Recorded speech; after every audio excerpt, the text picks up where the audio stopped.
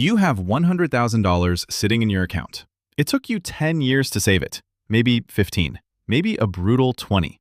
And now, in front of you, two doors.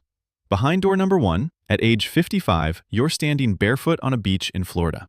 The mortgage is gone. The dividends hit your account every quarter, automatically. You don't check your phone for emails anymore. Behind door number 2, at age 70, you're still riding the elevator to the same office. Your knees hurt. Your boss is 26 years old. And every Sunday night, that same quiet panic returns. The difference between those two lives?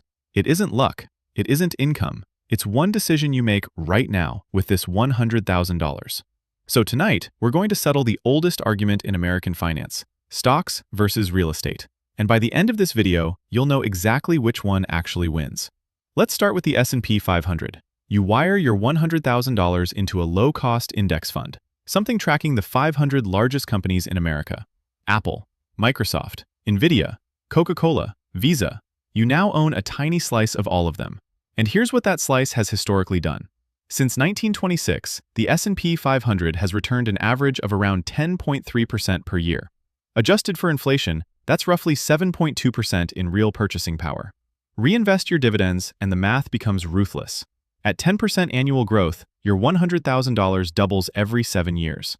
In 30 years, without adding a single dollar more, that account is worth approximately $1,744,000.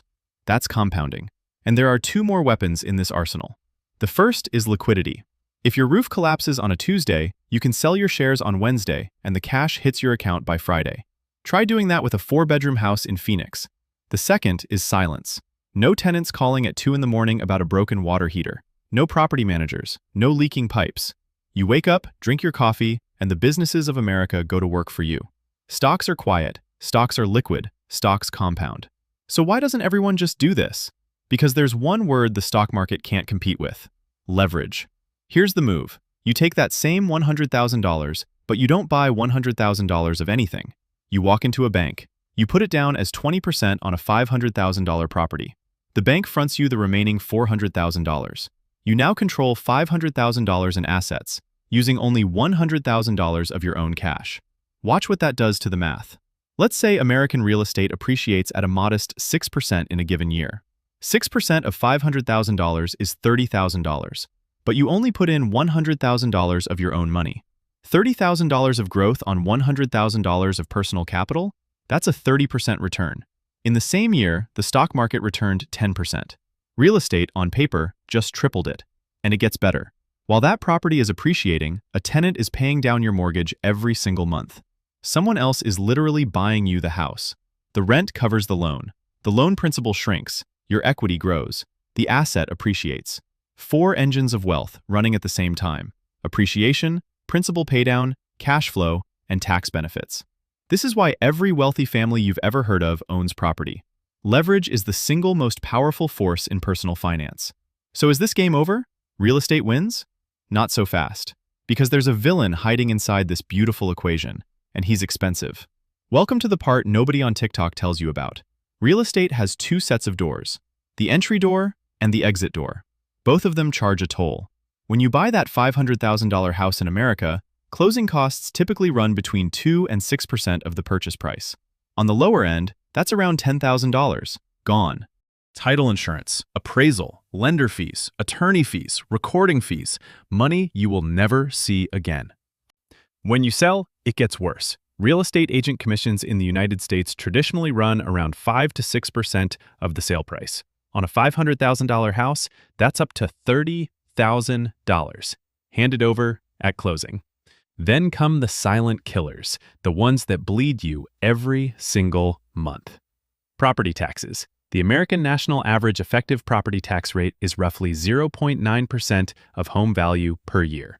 But in New Jersey, it's 2.23%. In Illinois, 2.07%.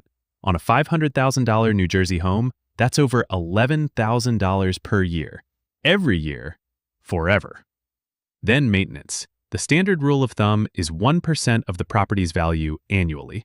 That's another $5,000 per year on your $500,000 property.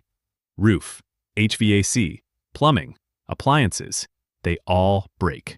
And then Your 30-year fixed mortgage rate today sits at approximately 6.3%. On a $400,000 loan, you will pay over $440,000 in pure interest over the life of that loan, more than the loan itself. And then there's the human cost, the 2 in the morning phone call, the tenant who hasn't paid rent in 3 months, the eviction process, the hurricane. Real estate isn't passive. Real estate is a job. But before you run back to stocks, they have their own villain, and he lives inside your skull. The stock market has crashed roughly 40% from peak in 2008, roughly 34% in early 2020, roughly 25% in 2022. The average S&P 500 investor consistently underperforms the S&P 500 itself. Why? Because they sell at the bottom. Watching your $100,000 become $65,000 in 3 months feels like physical pain. The stomach drops. The lizard brain takes over.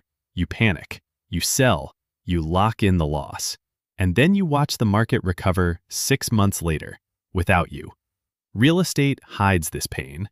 You can't see your house drop 20% overnight on a chart. There's no flashing red ticker. The illiquidity that we called a weakness becomes a psychological strength. It forces you to hold. Stocks reward only one personality type, the boring, disciplined investor who does absolutely nothing for 30 years. Most people cannot do nothing. Now let's talk about the most overlooked battlefield, taxes. In the United States, stock investors get one major weapon, the retirement account. A 401k or a Roth IRA lets you grow your money completely tax-free or tax-deferred for decades.